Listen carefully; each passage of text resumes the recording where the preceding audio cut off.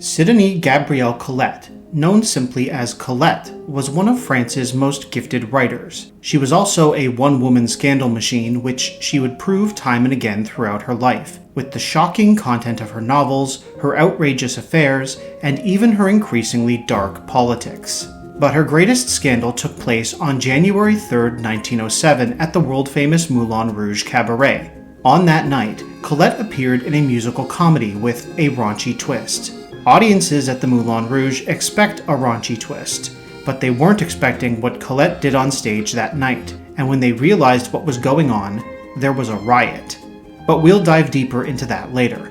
Sidonie-Gabrielle Colette was born on the 28th of January 1873 in Saint-Sauveur-en-Puisaye, France. Colette was the baby of the family, with two half-siblings who were 10 and 13 years older and a brother 7 years her senior. Perhaps that family dynamic explains something about the role age gaps would play in Colette's later life. Her father was a former soldier who'd lost a leg fighting in the Franco-Austrian War. As a reward for his courage and loss, he was given a plum job as a tax collector. By the standards of the time, Colette's family was decently rich. She had 11 years of education, which would serve her well. But as she grew into adulthood, her parents frittered away their modest fortune, and the family's lifestyle suffered. No doubt this too would influence Colette's later life and her habit of seeking out wealthy men and women. She made her first such conquest in 1889 when she was 16 years old. That's when she met the man who would give her everything and take it away, Henri Gautier-Villars. Henri was best known by his pen name, Willie. Willie was a writer and music critic, sort of. Mostly, he was a fraud. He owned a publishing house which produced an enormous amount of content supposedly written by him. But in fact, he wrote almost none of it.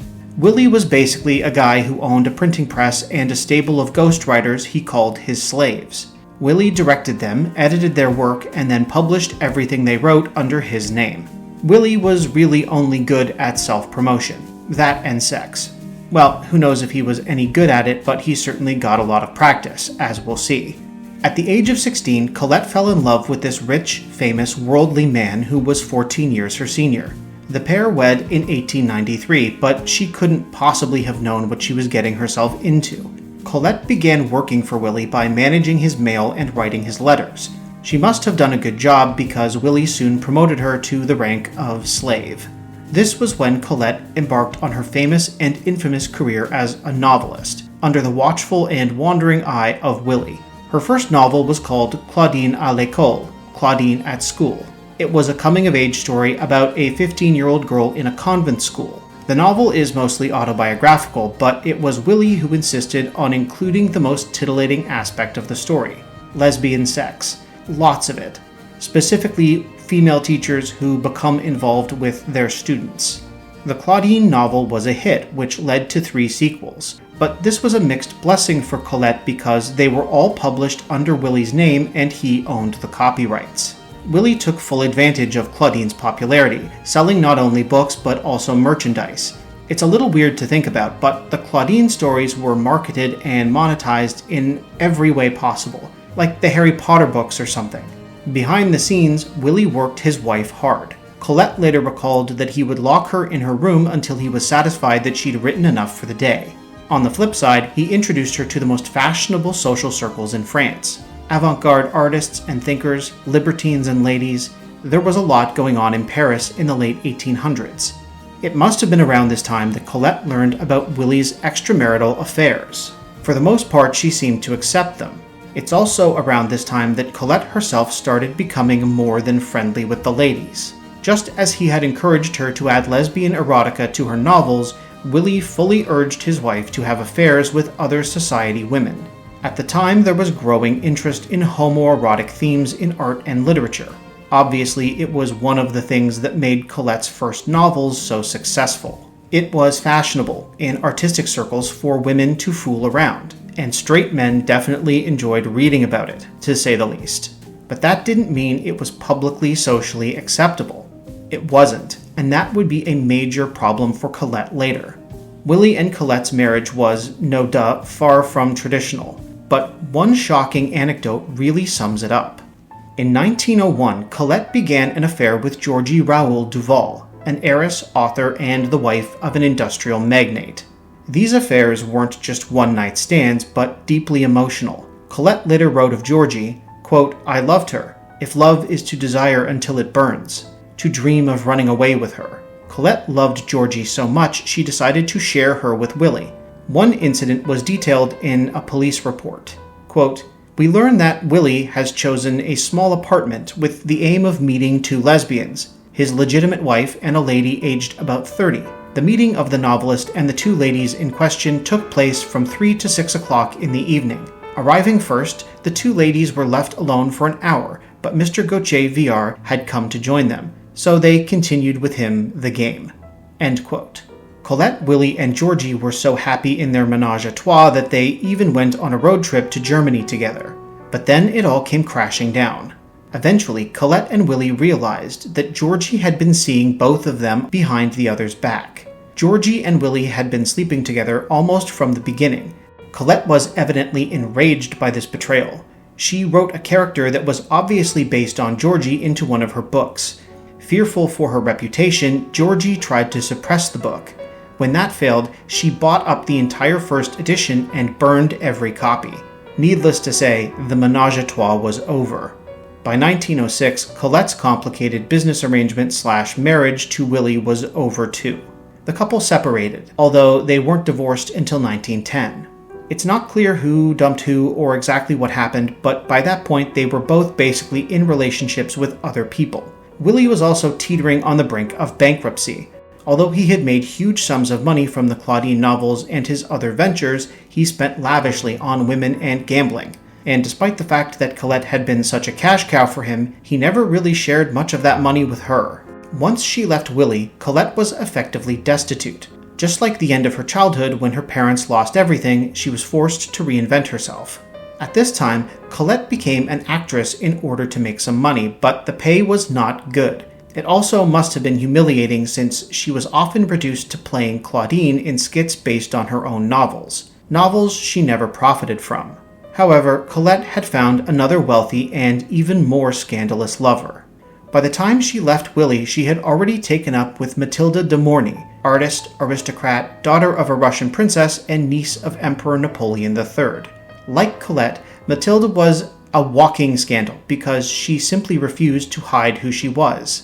Mathilde was commonly known as Max, or Uncle Max. Max had been married to the Marquis de Belleboeuf, who was pretty much openly gay. His wife was equally open about the fact that she preferred the company of women. That wasn't the cause of the scandal. Max encountered all sorts of trouble because she dressed and behaved as a man. This was considered completely shocking and outrageous. At the time, it was technically illegal for women even to wear pants without special permission. But Max kept her hair short, went about wearing full three-piece suits, and smoked cigars. She stuffed her socks so that her feet could fit in men's shoes. Reportedly, she also tried to make herself a fake mustache using her pet poodle's fur. On one occasion, Max tried to buy a house, but the owner refused to finalize the sale because she showed up dressed as a man. Colette had to sign the deed for her in order to placate the angry seller. The pair lived together as a couple from 1906 to 1907. The scandal we mentioned in the opening made this increasingly dangerous, but more on that later. During this period, Colette wrote a novel and a collection of stories under her own name. She left Max in 1911 and quickly found another benefactor, another prominent man of letters, another Henri, another relationship that would end in disaster. In 1912, Colette married Henri de Juvenal des Ursines, the editor of the daily newspaper Le Matin. Juvenal was also a member of the French Senate, a cabinet minister, and an ambassador. It's hard to imagine that such a serious guy could be happy with Colette, but it seems her marriage to Juvenal was happy for a time, or at least productive. In 1913, Colette gave birth to her only child, a daughter who was also named Colette. But motherhood didn't suit the great writer at all, and she had very little to do with her daughter.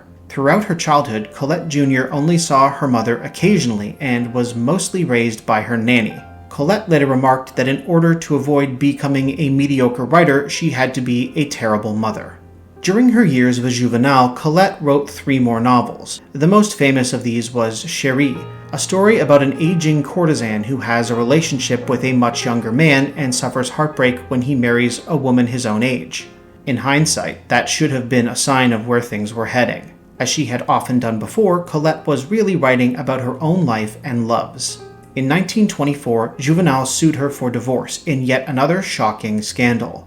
The cause of their estrangement was naturally an affair on her part, though Juvenal was also a serial cheater. But the real surprise was who Colette was sleeping with this time. In 1920, she had seduced her husband's son, Bertrand, who was 16 at the time. She was 47. Their affair somehow continued for 4 years without Juvenal finding out. When he finally discovered the truth, he was disgusted. Colette begged him to stay with her, but her second husband showed her the door. True to form, Colette had written another novel based on this experience, Green Wheat, the tale of a 15-year-old boy who has an affair with a much older woman. Chapters were published in Le Matin, but there was public outcry about it, and they had to be pulled. Despite begging Juvenal not to leave her, Colette continued sleeping with his son, and the two lived together as a couple until the fall of 1924. Bertrand remained obsessed with his former lover for the rest of his life, but by 1925 she had already moved on. At the age of 50, she met and married Maurice Goudicquet, a jeweler who was 35. Her third marriage proved far happier than the first two. Goudicquet was a relatively calm, kindly man who had compassion for Colette and didn't cheat on her, at least not in a conspicuous fashion. The pair stayed together for the rest of Colette's life. Between 1926 and 1934, she produced 7 new works. This was the most productive time of her life and probably also the most stable. She had emerged from Willie's shadow to become a great and respected writer in her own name. But World War II would bring danger and fresh controversy. When the Nazis occupied France in 1940, Colette remained in Paris with Goudicquet, but there was a major problem. Goudicquet was Jewish. He was arrested by the Gestapo in 1941. Goudicquet likely would have been killed had Colette not secured his release through the German ambassador's French wife. Goudicquet was released after 7 weeks in the hands of the SS, but he was forced into hiding for the remainder of the war. Meanwhile, Colette began writing for the Nazis. Throughout the occupation of France, she contributed articles to pro-German publications. These writings were more lifestyle and less political, but were rife with anti-Jewish language and sentiment. She even published a novel along the same lines. This period of her life is arguably more controversial than any other. Was her work for pro-Nazi newspapers in any way sincere, or did she collaborate because she was scared for her life and that of her husband? In 1944, at the age of 71, Colette wrote the book for which she is most famous, Gigi, the story of a courtesan who marries her wealthy lover. Gigi was adapted into a Broadway musical in 1951. Colette insisted on the lead role being played by an unknown actress no one else had much faith in, a young woman by the name of Audrey Hepburn. Gigi was further adapted into a film in 1958 and would go on to win the Academy Award for Best Picture, but Colette would never live to see it. She died on August 3, 1954.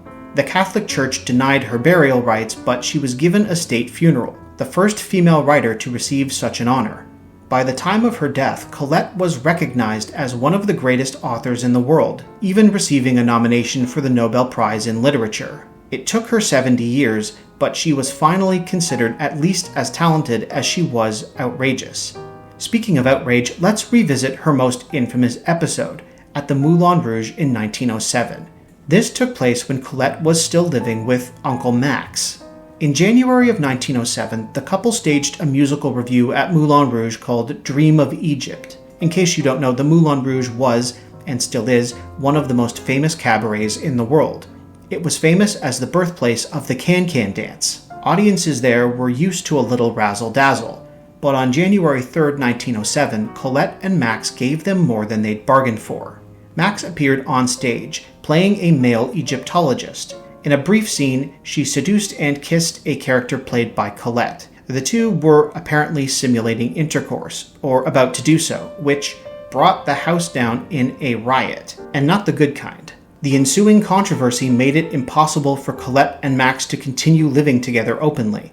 The Moulin Rouge scandal sort of perfectly encapsulates who Colette was: honest and daring, unconcerned what anyone thought, but also rash, impulsive, apt to hurt others and herself. If you enjoyed this video, subscribe to History Snob for more. Thank you for watching.